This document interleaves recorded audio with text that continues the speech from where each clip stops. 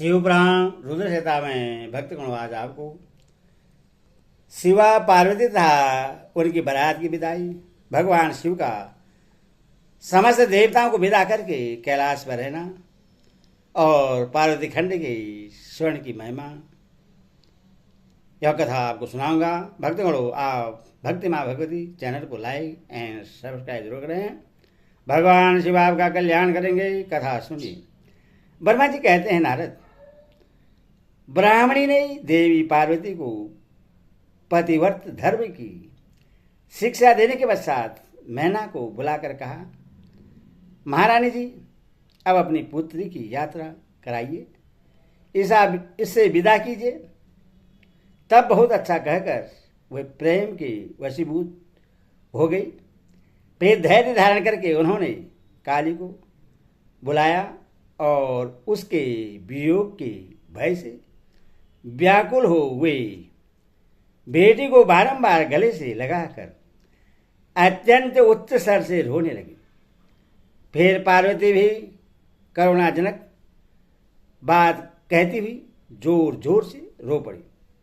मैना और शिवा दोनों ही विरह शोक से पीड़ित हो मूर्छित हो गई। पार्वती के रोने से देवी पत्नियां भी अपने सद्बुद्ध खो बैठी। सारी स्त्रियां वहां रोने लगी। वे सब की सब अचेत सी हो गई। उस यात्रा के समय परम प्रभु साक्षात योगेश्वर शिव भी रो पड़े। फिर दूसरा कौन चुप रह सकता था। इसी समय अपने ही समस्त पुत्रों, मंत्रियों तथा उत्तम ब्राह्मणों के साथ हिमालय शीघ्र वहां आ पहुंचे और मोहबस अपनी बच्ची को हृदय से लगाकर रोने लगे। बेटी, तुम मुझे छोड़कर कहां चली जा रही हो? ऐसा कहकर सारे जगत को सुना मानते हुए वे बारंबार विलाप करने लगे। तब ज्ञानियों में श्रेष्ठ पुरोहित ने अन्य ब्राह्मणों के सहयोग से कृपा पूर्वक अध्यात्म विद्या का उपदेश देते हुए सबको सुगत रीति से समझाया। पार्वती ने भक्ति भाव से माता पिता तथा गुरु को प्रणाम किया। वे महामाया होकर भी लोकाचार बस बार बार रो उठती हैं। पार्वती के रोने से ही सब स्त्रियां रोने लगती थी। माता मैना तो बहुत रोई, भौजाइयां भी रोने लगी। यही दशा भाइयों की थी। शिवा की माँ, भाभियां तथा अन्य युवतियां बार बार रोदन करने लगी। भाई और पिता भी प्रेम और सौहार्द बस रोए बिना न रह सके। उस समय ब्राह्मणों ने मिलकर सबको आदरपूर्वक समझाया और यह सूचित किया कि यात्रा के लिए यही सबसे उत्तम तथा सुखद लग्न है। तब हिमालय और मैना ने विवेकपूर्वक धैर्य धारण करके शिवा के बैठने के लिए पालकी मंगवाई। ब्राह्मणों की पत्नियों ने शिवा को उस पर चढ़ाया और सबने मिलकर आशीर्वाद दिया। पिता, माता और ब्राह्मणों ने भी अपने शुभ कामना प्रकट की। मैना और हिमालय ने पार्वती को ऐसे ऐसे सम्मान दिए जो महारानी के योग्य थे। नाना प्रकार के द्रव्यों की शुभ राशि भेंट की जो दूसरों के लिए परम दुर्लभ थी। शिवा ने समस्त गुरुजनों को, माता पिता को, पुरोहित और ब्राह्मण को तथा भौजाइयों को और दूसरी स्त्रियों को प्रणाम करके यात्रा की। पुत्रों सहित बुद्धिमान हिमाचल भी स्नेह के वशीभूत हो पीछे पीछे गए और उस स्थान पर पहुंचे जहां देवताओं से भगवान शिव प्रसन्नतापूर्वक प्रतीक्षा कर रहे थे। वहां सब लोग बड़े प्रेम और आनंद से परस्पर मिले। उन सब ने भगवान को प्रणाम किया और उनकी प्रशंसा करते हुए वे पुरी को लौट गए।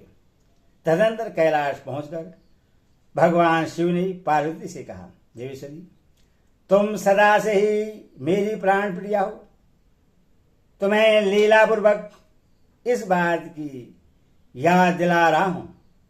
तुम्हें पूर्व जन्म की बातों का स्मरण है, अथवा मेरे और अपने नित्य संबंध का यदि तुम्हें स्मरण हो तो बताओ। अपने प्राणनाथ महेश्वर की यह बात सुनकर शंकर के नित्य प्रिया पार्वती मुस्कुराती हुई बोली, प्राणेश्वर, मुझे सब बातों का स्मरण है, किंतु समय आप चुप रहिए और इस अवसर के अनुरूप जो कार्य हो उसी को शीघ्र ही पूर्ण कीजिए। ब्रह्मा जी कहते, नारद, प्रिया पार्वती के सैकड़ों सुधा धाराओं के समान मधुर वचन को सुनकर लोकाचार परायण भगवान विष्णुनाथ बड़े प्रसन्न हुए। उन्होंने बहुत सी सामग्रियां एकत्रित करके नारायण आदि देवताओं को भली भांति की मनोहर भोज्य वस्तुएं खिलाई।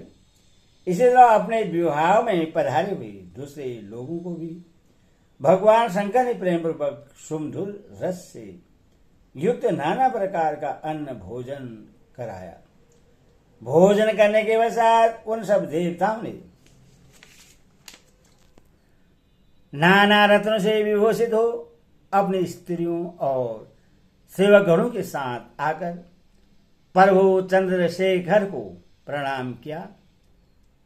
फिर पीरी वचन के द्वारा प्रसन्नतापूर्वक उनकी स्तुति एवं परिक्रमा करके शिव विवाह की प्रशंसा करते हुए वे सब लोग अपने अपने धाम को चले गए। मुने साक्षात भगवान शिव ने लोकाचारवश भगवान विष्णु को तथा मुझको भी प्रणाम किया। ठीक उसी तरह जैसे वामन रूपधारी श्री हरि ने महर्षि कश्यप को नमस्कार किया था, तब मैंने और विष्णु ने शिव को हृदय से लगाकर उनको आशीर्वाद दिया। तदनंतर श्री हरि ने उन्हें परम ब्रह्मा परमात्मा मानकर उनकी उत्तम स्तुति की। इसके बाद मेरे सहित भगवान विष्णु शिव से विदा ले शिवा और शिव को प्रसन्नतापूर्वक हाथ जोड़े उनके विवाह की प्रशंसा करते हुए अपने उत्तम धाम को गए। भगवान शिव भी पार्वती के साथ सानंद विहार करते हुए अपने निवासभूत कैलाश पर्वत पर रहने लगे। समस्त शिवगणों को इस विवाह से बड़ा सुख मिला। वे अत्यंत भक्तिपूर्वक शिवा और शिव की आराधना करने लगे। तब इस प्रकार मैंने परम मंगलमय शिव विवाह का वर्णन किया। यह शोकनाशक, आनंददायक तथा धन और आयु की वृद्धि करने वाला है। जो पुरुष भगवान शिव और शिवा में मन लगाकर पवित्र हो प्रतिदिन इस प्रसंग को सुनता अथवा नियम पूर्वक दूसरों को सुनाता है, वह शिवलोक प्राप्त कर लेता है। यह अद्भुत आख्यान कहा गया जो मंगल का आवास स्थान है। यह संपूर्ण विघ्नों को शांत करके समस्त रोगों का नाश करने वाला है। इसके द्वारा स्वर्ग, यश, आयु तथा पुत्र और पौत्रों की प्राप्ति होती है। यह संपूर्ण कामनाओं को पूर्ण करता, इस लोक में भोग देता और परलोक में मोक्ष प्रदान करता है। इस सुवर्षण को सुनने से अब मृत्यु का शमन होता है और परम शांति की प्राप्ति होती है। यह समस्त दुःस्वप्नों का नाशक तथा बुद्धि एवं विवेक आदि का साधक है। अपने शुभ की इच्छा रखने वाले लोगों को शिव संबंधी सभी उत्सव में प्रसन्नता के साथ प्रयत्न पूर्वक इसका पाठ करना चाहिए। यह भगवान शिव को संतोष प्रदान करने वाला है। विशेषतः देवता आदि की प्रतिष्ठा के समय तथा शिव संबंधी सभी कार्यों के प्रसंग में प्रसन्नतापूर्वक इसका पाठ करना चाहिए अथवा पवित्र हो शिव पार्वती के इस कल्याणकारी चरित्र का स्मरण करना चाहिए। ऐसा करने समस्त कार्य सिद्ध होते हैं।